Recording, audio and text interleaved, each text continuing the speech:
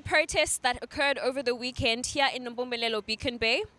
We are reporting live from Nompumelelo Township. As you can see, on my left, there are certain businesses, car dealerships, like Suzuki, Toyota, Mercedes towards the back. And right across from that, you'll find Nompumelelo Township. They're only separated by a street. And so you can imagine that when there are protests that are occurring, not only are the community members within Nompumelelo affected, but the businesses that are right across from this township are also affected. This causes a lot of dispute between the two, because in as much as Toyota and Suzuki are assisting community members in some way, such as providing them with water, but now there isn't any trust. There's a lot of distrust because the community members find it easy now when they protest to come over to the businesses, cause destruction, multiple destruction to cars, to the building, and then they come back here and then they just sit and wait. So this is what we find is occurring right now in Nompumelelo. We are intending on going on to Toyota and asking what has happened and how it has affected them so far. We will be visiting all of the stakeholders, the businesses that are located here in Nompumelelo Township, to ask them how they have been affected by the protest and whether they are going to take any action against the community members. And if they are going to be taking any action, will it provide the community members any clarity on their disputes? I am Ikona Makaluza for BCMTV. Next to me, I have Mr. Ngumbese, who will speak on behalf of Abahlali BCM and tell us more about what is happening and why this has occurred, why the community members are protesting, and why there is a certain attack that has happened to certain cars within Toyota Motors. Mr. Ngumbese? Mandibulise kubahlali bonke nakubo bonke abantu at home. Ndingu-Mr. Ngumbese, National Community Dialogue founder. We are a Service Delivery Acceleration Initiative, an NPO. We are not a political organization. Into endinokuyithetha, umuntu nomuntu apha eSouth Africa unalo ilungelo le-protest, but a peaceful protest action. Inganyatheli amalungelo wabanye abantu okanye ingacinezeli amalungelo wabanye abantu. Kodwa thina National Community Dialogue, we don't condone actions ezifana nale yokudamage i-property noba ye-business, because this is a business property. We don't condone this and we don't support it. Nokutshisa okanye ukudestroy isikolo usithi ufuna iholo okanye udestroy iholo because ufuna isikolo, we don't support it. As a National Community Dialogue, asiyisapoti noba yeyiphi action emosha into ekhona kuba kukhona le uyifunayo. You come to the relevant institution, you voice out your concern of frustration, not to destroy what we have. Remember, sisuka kwi-COVID-19, where businesses needs zibe affected, zavala ezinye, abasebenzi balahlekelwa ngumsebenzi. Now, if sizomosha business that is supporting okanye employed abantu, mhlawumbe umuntu oyi-1 that is employed here is feeding about 10 family members. Now, if ke ngoku senza izinto ezifana nezi, business decide ukuvala, bangapha abantu abazolahlekelwa ngumsebenzi, bangapha abantu abazosokola.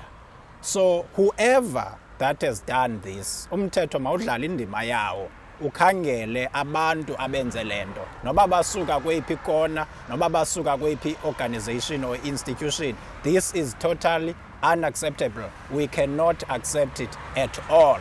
So we are challenging SAPS, Beacon Bay Police Station, where the case is opened, where I'm from right now, to track down the perpetrators of this and arrest them as soon as possible. It must be a lesson to anyone that this is not acceptable. Thank you. Mr. Ngumbese, are you aware of why they did what they did? I am not aware of why they did this and who did this. For whatever reason, it's not acceptable. It's totally unacceptable. Are there any measures that Toyota intends to take in order to assist in fixing all of the damaged property? It's a good question, but to Toyota, not to me. You see, Toyota can answer that one. Yes. Thank you so much. Thank you. Sir, have you been able to have a meeting with the Councilor of BCM regarding this matter? No, unfortunately, I was out of the province. I just arrived, so my first stop was here. Okay. Unfortunately, I didn't, but he's one of the people in our WhatsApp group.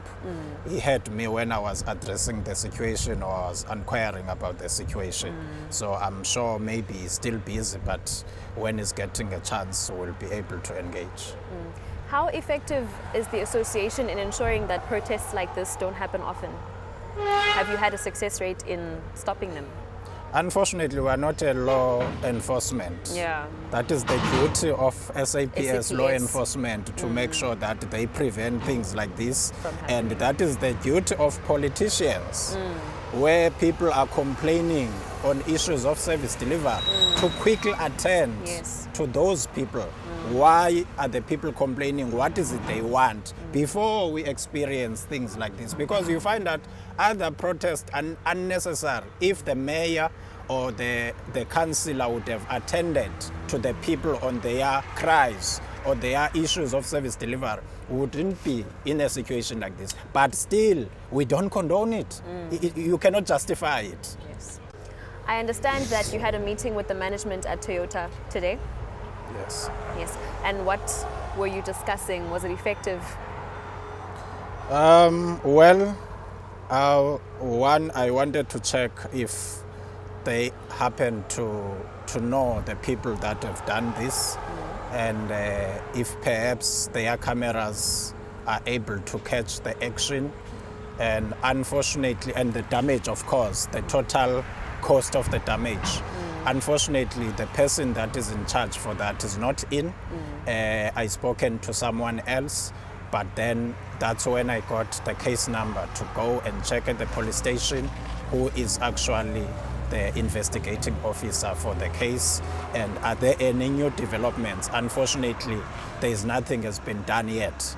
So I'm still gonna do a follow-up through the head or the superiors of the SAPS to check how soon they can apprehend the people that have done this. Okay. Thank you so much. Thank you. Seated on my left is Councilor Mabeni, who will be informing us more on the protests that were happening at Nombumelelo. Councillor, you are aware of the protests that were happening in Nombumelelo. Do you have anything to say about them? Yeah. Sazazi mandibulele ngelithuba ndilifumanayo. Ndiyayazi into enzeka phaa eNompumelelo. eNompumelelo engxaki ekhoyo ba into yokudibene no-phase 2 i-settlement yabantu abahlala kwi-informal settlement. Kubekho abantu abafikayo abasuka kuthi. Khumbula ke iNompumelelo le yindawo esecaleni kwendlela. Aba bantu xa besuka mhlawumbi omnye usuka eTranskei okanye usuka eGomani okanye usuka kuloo ndawo ufuna indawo ekufitshane edolophini uzofuna amathuba emisebenzi, i-economic opportunities. Now laa ndawo i-overpopulated iNompumelelo, kugcwele ke nee-foreigners kakhulu, nee-RDP house zihlele ii-foreigners, nee-illegal activities zininzi, drugs into ekhoyo, alcohol abuse, i-rape, i-murders very high, zonke ezo zinto zikhona phaa. Okwesibini phayana sine-infrastructure yaphayana eNompumelelo, i-infrastructure yethu iyakolapsa, baninzi abantu phaa. Itoilet siqhabuka every day ngoba xa uplanela abantu abambalwa zange uplanelwe abantu abaninzi ngohlobo balelo phaa. So ziyakolapsa ke ngoku, iindlela ziyamoshakala because abantu baphayana benze iisaloni i-foreigners. Amanzi ohlamba iintloko zenu zesaloni bawuthatha baqale phaa endleleni e-main road imoshakala ibe nee-potholes. Yenye iproblem, abanye balahla imichamo kwaphaa endleleni. Sithenge i-transformers, ndifuna i-transformers zokhansila waphayana. I-transformer ayihlali ivini isuku, bakhwele kuyo idubule i-transformer bathi kumnyama khombani. Okay. Msasazi, abahlali bathi bakhalazela i-service delivery. I-service delivery eNompumelelo iyenziwa. Ikhona. Isolomon Mahlangu ukwenziwa indlela. Ita road. I-main road iyaresurfacewa bayimosha. i-transformers ziyathengwa bakhwele kuzo zidubule.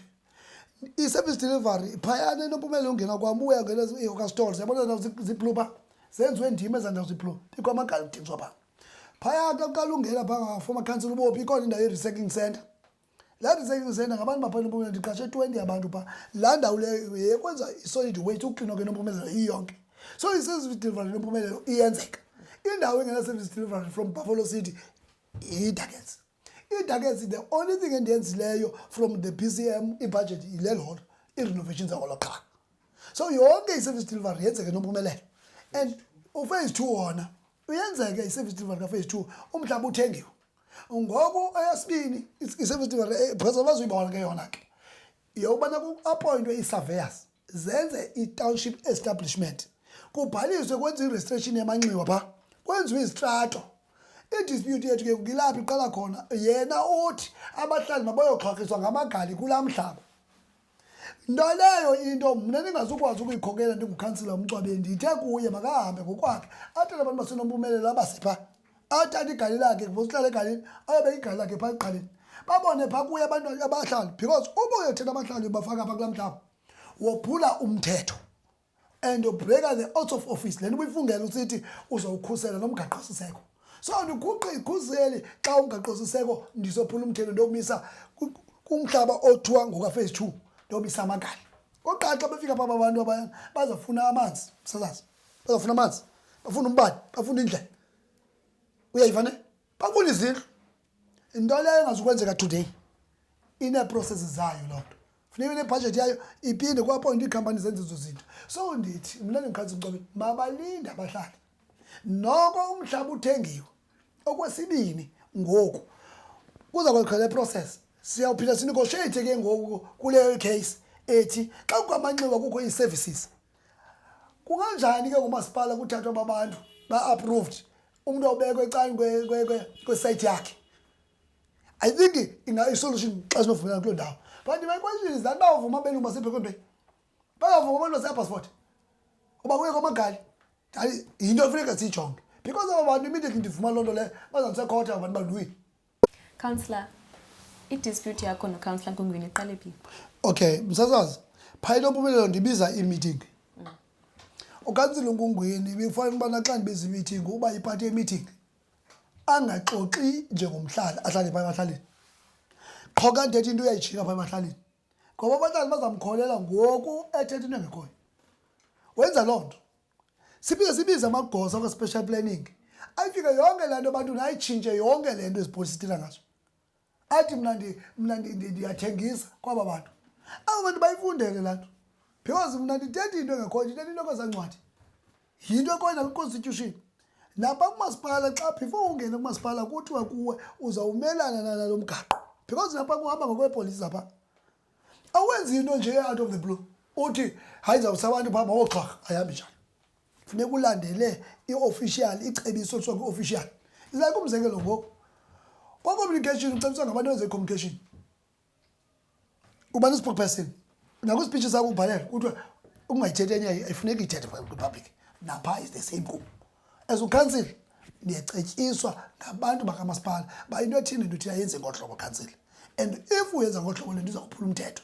So ukhansila Nkungwini 1 ukhansila Nkungwini makahlale phantsi afunde ii-documents ezi zinento ndizithethayo andithethi into esuka ezulwini document azifunde and number 2 azi-understand because into endiyinothisileyo phaa uyakwazi uyithetha into ebantwini yinto oyithethe wrong yinto ibithile kwi-workshop siphikisana ngaloo nto.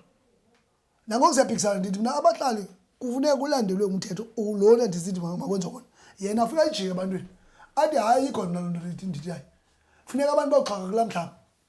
Ilapho ingxaki apha ikhoyo and ii-processes zikarhulumente even naye singenza kube kwi-debate nakuseredio noba kuphi na uzayibona ndithi hayi uthi anantsi ingxaki apha ikhoyo because kudala ndisitsho kwendimbiza ndisithi kuye xa ndayanga kwi-workshop ndiyamfowunela ndithi Councilor Nkungwini because ndiyayaza kwenza i-conflict laa nto ndimbizile sise-ICC kukwi-workshop eka-special planning about kanye into edibene umhlaba. Ndamfowunela wathi kum ubhizi ii-programs ze-EFF ndathi Councilor Nkungwini le nto iza kunceda The reason why bendisitsho bendiyazi ubana le nto sikuyo namhlanje yokungavani because uzathetha into ayikomkete ngohlobo olurongo ebantwini. Kwizinto uzithethayo Councilor ndiyava into yobana uyi-ANC yena u-EFF, is it possible into yobana uCouncilor Ngungwini is trying to take over the land that you are at right now, Councillor of ANC bena ibe EFF? Is that why the political dispute itsala? Msazi, yiyo le ndithetha ngayo, inyaniso. Phaya uCouncilor Ngungwini udakisa kwa umbutho lo we-ANC. Yonke into yenzileyo uyayixeka irongo. Uyayixeka. Yonke into esenzayo uyayixeka. Ubothi Councilor Ngungwini makungakhwelwa ezipalini. Njengoko council befanele nayo uthi abantu bangakhwela ezipalini. Benza illegal connection. Into oqaleyo. Ogqiba yena abantwini athi iitransform ezifakwe nompumelelo ziwika izuzu strong. Sabotage nje clean. Okay. Ndizisho nje iyafakwa itransformer apha enompumelelo. Iyofakwa what 16 okanye what 9 phambi council meeting. Zizadlela itransformer zakhe. Ezi zam zidubula ngemini yokuqala. So anikafumani indlela yobana ndibane in terms of ukuyisota out land? No, ukuze yenzeke la nto isoteke out. Uspika must intervene. Ubani? Uspika of the council. Utata Maxekwane. Okay. Number 2, the chief whip of the opposition must intervene. Who is the chief whip? Chief whip okanye unobhala nguRhumbu. uRhumbu. The chief whip of the opposition and unobhala wabo makuhlale phansi. No speaker kamandi zii-councillors bonke. Kuziwe apha kubuzwe yinto le yenzekayo ndi-explain. Nabo babe explain. I think ngabona bazayibona le problem. Ba aware of le nto yenzeke eToyota ba? U-aware uCouncilor Ngungwini. He's aware. Because aba bantu bebetshisa pha zii-members ze-EFF. He is aware. Umzekelo lo mfana kuthiwa nguDuma lilungu le-EFF. Nansi ipicture yakhe. Nansi ipicture yakhe. Ikhona. Andityholi mna. uDuma ndiyamazi ilungu le-EFF. Uphethe uyatshisa pha uDuma. Lilungu le-EFF. NanguDuma. nguDuma lo. Okay. Ndimazi kakuhle. Picture. NanguDuma. Leyo nditayo is not about i-service delivery. It's about politics. And bebecinga because kukho omnye umfana kuthiwa nguNtendeni othi uzaba yi-council nanguDuma. Yabona apha kutshisa khona nanguDuma. Yisabotage kwii-businesses. And ezi businesses uToyota undinceda ngezi-sponsors. Xa kuphela amanzi nompumelelo, nguToyota okhupha iitrakhi zakhe andithumelela amanzi nompumelelo. So uToyota uyaninceda? Kakhulu. Uronisi? Ngoku inguye osengxakini? Yile nto ndisithi apha. Ingxaki apha ikhoyo. uCouncilor akayazi. Abanceda entweni. I-private corporations that are around the community ungathini kubo into yobana bafilishe more safe to stay there? Because ngoku ingxaki is that banalaa nto into yobana i-community members xa kukho dispute bazomane belahla amatye bemosha ngelaa nto. So ungathini wena as councillor to them as managers? Msasazi laa nto ipha ibuhlungu. I-Maryfield yenye kuqala i-victims. bengu-Isuzu, bengu-Toyota, bengu-Ronis, beyi-China City, beyi-Bemister, bengu-Buco. uBuco ngoku bekutshile phaa ndizotsho umzekelo. uBuco ndithengele imaterial ye-100,000 to assist i-disaster ibisenompumelelo. Aba bantu bebetshelwe. I-China City Mall indinikeza ukutya for unceda abantu. iBemister iyakwazi ukuthi kakwingxaki indike imaterial. uRonis usponsorisha iteam young leopards. Nangoku bisiku-negotiations ubana banikwe isponsor for i-tournament team zesoka, for i-transport. Amanzi xa phele nompumelelo uRonis wathengile. uToyota xa kuphele amanzi because banebhoholi. Ndaya phaa ndanegotiatela for abahlali.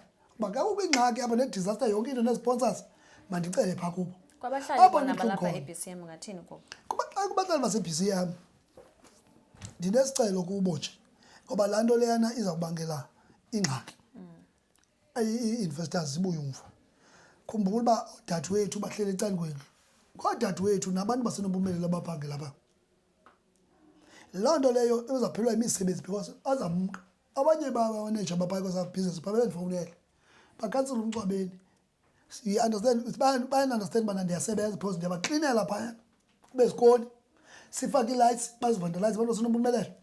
bazamka phaba no investors ndiyabacela abantu baseBuffalo City noko xa unengxaki sukudestroya into ekhoyo more especially i-businesses ngoba ziyanceda eza businesses ba i-sport salapha about 15 ndincedwa ngabo babanike i-transport babanike izinto izikolo uRonis ukuphe i-printers for isakhe kamva i-Maryfield leya ipha abantu basesakhe kamva badlala kula mabala se-Maryfield i-science lab basenzele apha i-accounting bafunda pha abantwana so there's i-relationship solid neza business pha no China City no Bemister. Number 2 izawusichana laa nto leyo ngoba ufake amagali nje yonke indawo i-ratepayers zizawufuna uhamba abantu bathengisa izindlu zakhona ngenxa yokokubana ivalue izindlu zabo ziza kuhle kanti izingumasipala ukuze senze izinkonzo senzele eBuffalo enantsini enompumelelo ukwenza indlela ukwenza yonke into siyimali esifumanayo kwi-collection esiyenzayo kubantu abazi-taxpayers so isicelo sami abantu baseBuffalo City ndiyabacela xana kusithiwa ii-processes zikhona on place mabalinde abantu bakuthi ayikho into okuthiwa makudestroy ii-businesses ayikho into makudestroy into ezikhoyo indlela kumoshwe izibane kumoshwe ii-transformers ngoba ephengkosuku umasipala lo utekomani njengoba ii-transformers dubuleke befike 2 weeks back ii-transformer pheze zadubula again phose kwenza illegal connection so mna isicelo sami abantu baseBuffalo City ukuze i-poverty ne-inequality silwa ngokujob ngokucreate imisebenzi which means eza companies ba zonqo zezizawunceda ziqashe abantu ii-cleaners abantu basedeke zibaphangela kula Ronis complex abantu basenompumelelo baphangela ba omalangeni nabanye abantu xa zisuka za business simka i-poverty izaba khona icrime inyuke uyibone bale indlela ikhona and number 2 ndinesicelo abantu baseBuffalo City xa i-ward councillor zifake izinto mazingamoshwa izinto kumoshwa amanzi phela empumelelo amanzi umuntu abeke ngekho for 3 weeks batsho mna ndiyawazi ngekho for 3 weeks kubiwa ikhopa yonke yothengiswa kwi-stepyard amanzi akabikho ukuyilungisa laa nto la pitsil pha ufaka la system i-800,000 funeka ulinde that's why bethu bengenamanzi for 3 weeks because funeka kuya-appointwa ngu-supply chain ikhampani.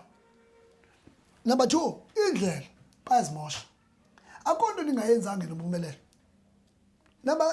Lastly ukuba bekutoyitoya abantu base-ward 15 ngekugcwele needakets o-N6 wonke indawo nayo passport ngabantu abayi-less than 50 abaya bombutho nabantu EFF ngabombutho nabantu be-ANC ababhida kwii-processes ze-ANC. Omnye phaa okhoyo phaa kulaa nto into engusasha befuna uba yi-PA yam andinakwazi uba ne-PA ekrwada andizokwazi uyenza loo nto. Omnye phayana uNtenteni ngumntu endimqashe ezitoilet lo uthi umtshepesini wabo akafuni ukuklina itoilet ufuna ufumana imali kamasipala free. Abanye abatshotshwayo ngabantu abarentisa ngamagali phaa kwaje xa uqala ungena phaa enompumelelo barentisa ngamagali. So ezi group zabo bantu kumbutho we-EFF abantu ndizobonisa bona bepicture ubabonile mos lo mntu utshisayo ngumntu we-EFF ndiyabonisa le picture ndimazi ukuhlala ubududu.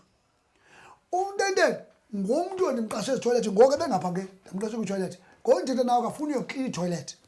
Ndithi ifraud kuyo ukumkela imali yetoilet ungaklini uhamba uyitoyitoyini nomfundisi uphokile.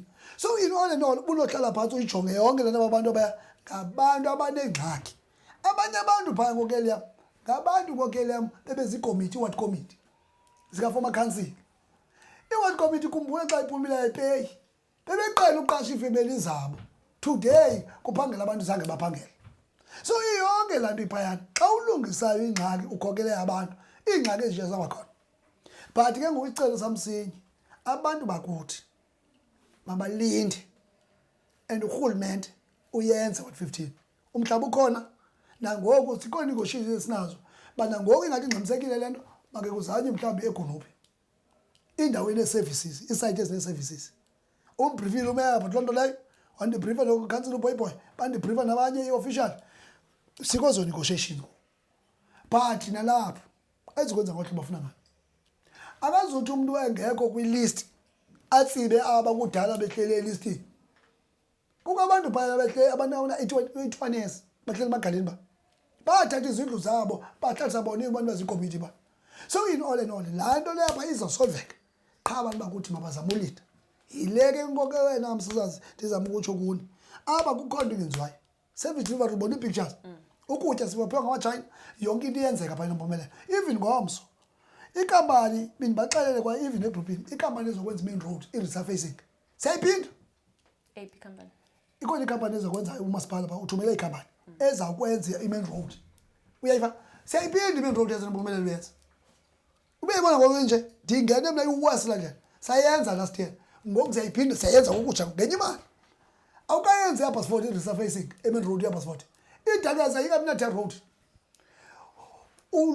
uthatha nemali ye-maintenance ezimali seyapassport uyeyingenzela iNompumelelo because kumoshwa ii-transformers bizithengiwe. So in all and all isicelo sami abahlali mabayeke umosha into ezinayo ezikhoyo ezinceda bona. Okugqibela makungabulawa ii-businesses ezinceda kwa abantu bakuthi bakwazi ukondla iifemu zabo. Nathi sizinkokheli masingakhokeli izinto ezizawuthi zimosha owethu umsebenzi fanele siyabanqanda siyababonisa sithi bahlali siyanicela noko sanude niyodestroya imisebenzi yabanye abantu because ubuyinkokheli ulwela nemisebenzi for abanye abantu but ngoku xana usithi makubekho i-riot uthi makuvale ii-businesses abantu bakuthi bafe i-poverty.